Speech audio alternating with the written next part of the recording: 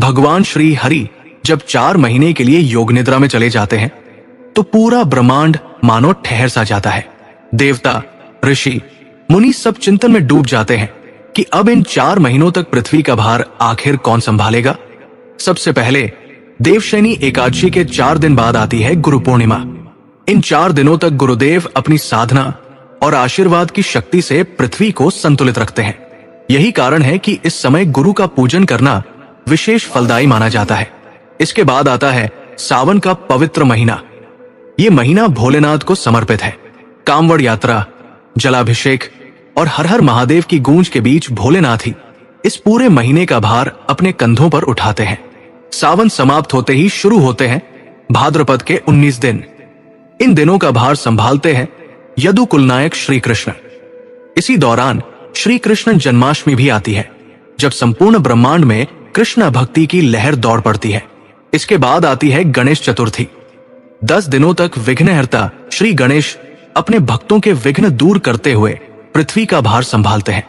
भक्ति और उत्सव का ये समय पूरे भारतवर्ष को आनंद से भर देता है। गणेश उत्सव के बाद शुरू होता है पितृपक्ष। 16 दिनों तक पितृदेव ही पृथ्वी का संरक्षण करते हैं। इस दौरान श्राद्ध और तर्पण से हम अपने पूर्वजों का आभार व्यक्त करते हैं। पितृपक्ष के अगले ही दिन आरंभ होती है नवरात्रि। 10 दिनों तक आदिशक्ति माता रानी अपनी शक्ति से संपूर्ण सृष्टि को संबल देती है।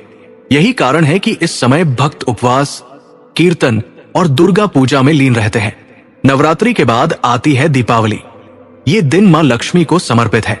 10 दिनों तक मां लक्ष्मी अपने आशीर्वाद से पृथ्वी का भार संभालती है और संसार को वैभव व समृद्धि से भर देती है।